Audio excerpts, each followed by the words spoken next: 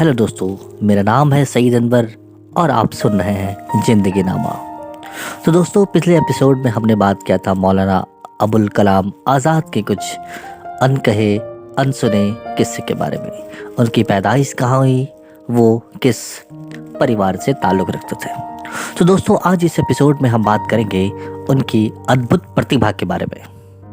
तो आपको पता है कि उनके बचपन का नाम मोहिउद्दीन था।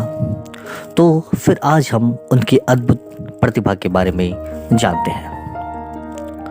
अरबी, फारसी, तुर्की, उर्दू भाषा और साहित्यिक ज्ञान का उनसे बचपन में ही हासिल कर लिया था उन्होंने।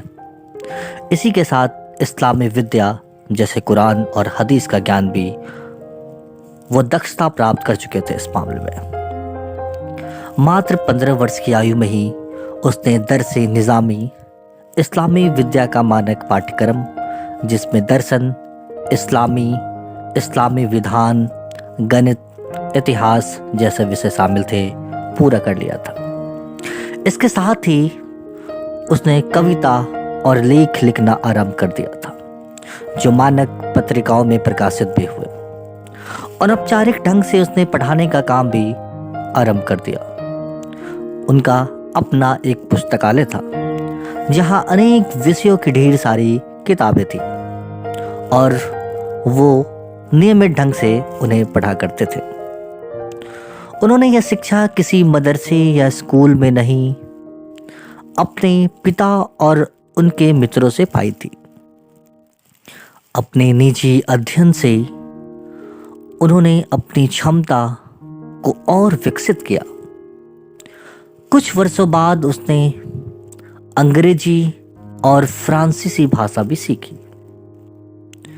बचपन से ही मोहिउद्दीन को खेल कूद और मनोरंजन से ज़्यादा रुचि किताबें पढ़ने में थी। उन्होंने तैराकी में रुचि ली और उसे सीखा भी। हुगली नदी में वह कभी कभी तैरने भी जाते थे, मगर फिर उनका ध्यान पुस्तकों की ओर ही हो गया। कभी कभी वह सैर करने भी निकलते और उनके पास किताबें होती थी और वो किसी पेड़ की छाया में बैठकर उन्हें पढ़ने लगते। उनके मनोरंजन का ढंग भी अनूठा था। 8 वर्ष की उम्र में ही उन्होंने अपनी बहनों को सामने खड़ा करके भाषण दिया करते थे। कोई ना मिले तो बक्सों और डब्बों को सामने सजाकर भाषण दे दिया करते थे।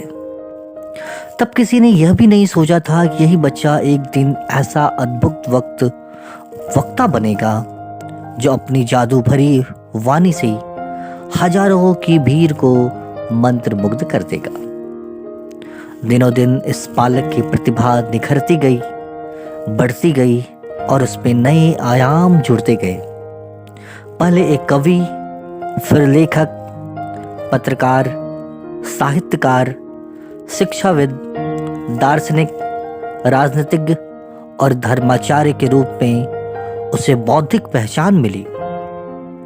राष्ट्रीय चेतना के प्रतीक, हिंदू मुस्लिम सद्भाव के पुरोधा और महान स्वतंत्रता सेनानी की पहचान सबसे महत्वपूर्ण रही।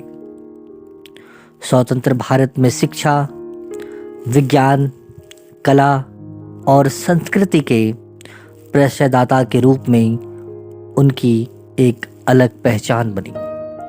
तो दोस्तों, आज के एपिसोड में इतना ही।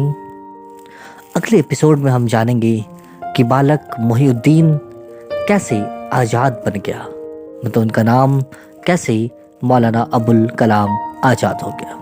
तो दोस्तों, इसी वादे के साथ आपसे अलविदा लेते हैं कि अगले एपिसोड में आपसे फिर ढेर सारी बातें करेंगे और उनकी ज़िंदगी के कुछ अनकहे अनसुने और भी कई किस्से जो आप जानते होंगे, उनके बारे में हम जानेंगे। तब तक के लिए अलविदा लेते हैं आपसे। धन्यवाद।